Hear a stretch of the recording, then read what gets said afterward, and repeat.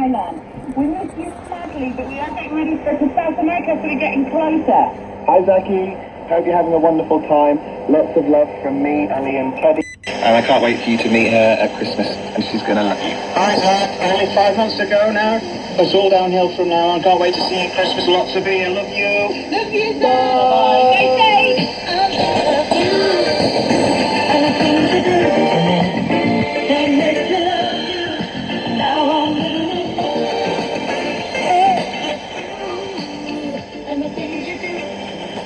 Very best wishes to all of you at King Edward Point. Now, we have greetings from a very special guest this year.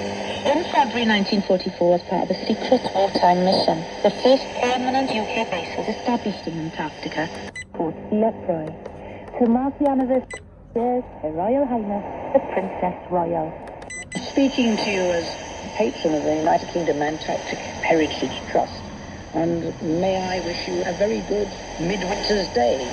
The Antarctic Heritage Trust has gained enormously from the contributions of your predecessors. And as we celebrate the 75th anniversary from Operation Tabarant and that first overwintering program at Port Lockroy, which I had the pleasure of visiting, although of course I saw it looked very nice in daylight in midsummer, I don't imagine it would be a very attractive option now in midwinter.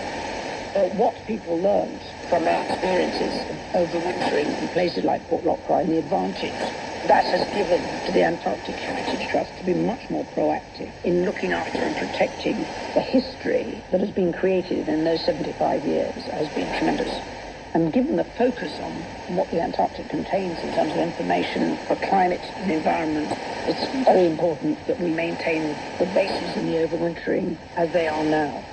But that's a long period in the dark, and Midwinter's Day is a really important point during your overwintering, when you can start to look forward to a little daylight returning. We look forward to that and your contribution, as we can also look forward to in 2020, celebrating the 200 years since the Antarctic was first sighted. I hope that however gloomy the midwinter period is, it comforts you to know that it was an awful lot worse 200 years ago, and it was probably an awful lot worse 75 years ago. But the logic, the commitment, and the science that has been gained from that is absolutely vital, and what we as humans need to learn from the way the planet evolves. So thank you for your contribution to that. I hope Midwinter's Day is a very good day for you. Princess Anne there, the Princess Royal. Vicky Hall, you spent summers at another research station that's been going in 6 different sets of buildings since 1956, the Halley Research Station. But for the third winter running, there's no one there. Why is that? Well, Halley is still there as a station, but there's nobody overwintering, and that's because there's a crack in the ice shelf. So it's not on solid land, it's just on a floating ice shelf.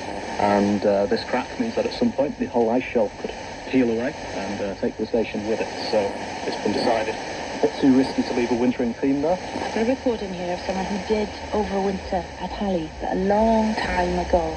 My name is Andy Smith, and I wintered at Halley Bay in Antarctica nearly 50 years ago in 1971 and 1972. There were 22 of us, plus about 40 asthmatic dogs. We'd seen nothing else since the Williams ship had left in March, and since then the sun had disappeared, and hours of twilight were getting shorter and shorter. But midwinter was the turning point where we could start looking forward again to summer. Because the base had been built on an ice shelf, it was getting deeper each year, and now it was 30 feet below the surface.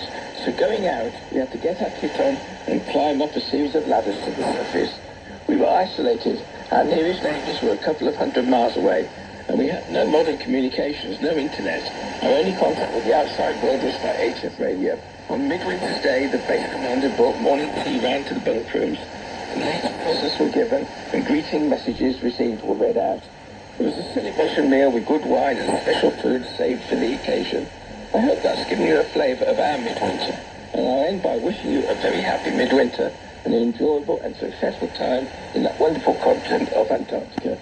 Andy Smith there, and here now an archive recording of some of those overwintering with him in 1972.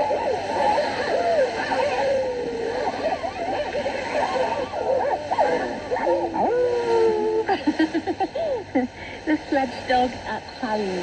Ali Messi, apart from those dogs, which were brought home more than 20 years ago now, what's changed about the midwinter celebrations? One of the lovely things about midwinter is a lot of things remain very traditional.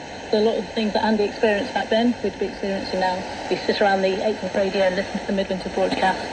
But Andy does like to regale us with tales when they're only allowed to have one shower a week, so I'm hoping the winter seasons at the moment are smelling a lot fresher. They used to have to shovel snow for their water or something? They did used to have to shovel snow.